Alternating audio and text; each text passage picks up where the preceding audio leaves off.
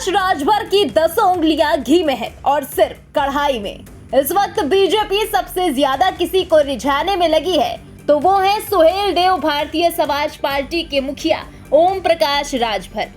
OP Rajbhar NDA में शामिल हो गए हैं। दिल्ली से लेकर यूपी तक उन्होंने सबसे मुलाकात की। अंदर खाने की बात है कि राजभर की सभी मांगों पर विचार किया गया है और हामी भी भर दी गई है। वहीं मंगलवार यानी कल दिल्ली में जेपी नड्डा की बुलाई एनडीए की बैठक का भी वो हिस्सा बनेंगे, जिसमें राजभर की मांगों को लेकर बाकी तस्वीरें भी साफ हो जाएंगी। देखिए, 2024 में लोकसभा चुनाव है और बीजेपी अपना कुनबा बढ़ाने में लगी है।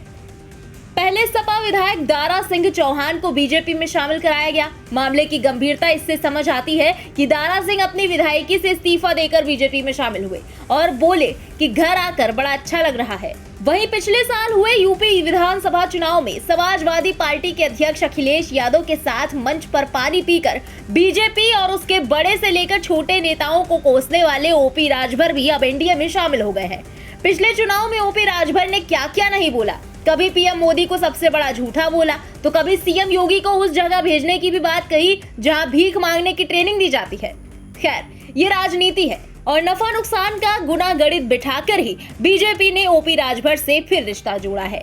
लेकिन सवाल सबसे बड़ा ये है कि जहां बीजेपी गुंडे माफियाओं के खात्मे की बात करती है और माफिया मुख्तार अंसारी के लिए काल बनती जा रही है, उसी मुख्तार अंसारी का बेटा अब्बास अंसारी बीजेपी वाले एनडीए का हिस्सा हो गया है। और क्या, दरअसल ओपी राजभर ने मुख्तार के बेटे अब्बास अंसारी को मऊ विधानसभा सीट से टिकट दिया था और अब्बास ने बाकायदा बीजेपी प्रत्याशी को 38,000 वोट से हराया था। अब जब सुभासपा एनडीए का हिस्सा बन गई है तो अब्बास भी सुभासपा का विधायक होने के नाते एनडीए का हिस्सा बन गया है। फिलहाल सुभासपा विधायक Abbas Ansari money laundering case में फंसा हुआ है। उस पर अवैध हथियारों को रखने का भी आरोप लगा है। खैर, ओपी राजभर और मुख्तार अंसारी के रिश्ते जग जाहिर हैं और कई मौकों पर खुद राजभर भी कह चुके हैं कि मुख्तार से उनके पिछले कई सालों से राजनीतिक संबंध है। यहाँ तक कि राजभर जब योगी सरकार पार्ट 1 में कैबिनेट में थे तब भी उन्होंने कहा था कि वो कई बार मुख्तार से जेल में मुलाकात कर चुके हैं। फिलहाल जहां राजभर के एनडीए में शामिल होने की चर्चा पूरे यूपी के राजनीतिक गलियारों में तेज है, तो वही चर्चा ये भी हो रही है कि क्या माफिया मुख्तार अंसारी के अच्छे दिन आने वाले हैं। खैर, मुख्तार का बेटा अब्बास फिलहाल एनडीए का हिस्सा तो हो ही चुका है। वैसे भी बीजेपी को पता है कि जब लोकसभा चुनाव को लेकर वो 80 में 80 सीटें जीतने का दावा कर रही है तो ओपी राजभर की जरूरत उसे पड़ेगी ही। फिलहाल यूपी में बीजेपी के बढ़ते कुनबे से विपक्ष के माथे पर चिंता की लकीरें साफ उभरती नजर आ रही हैं।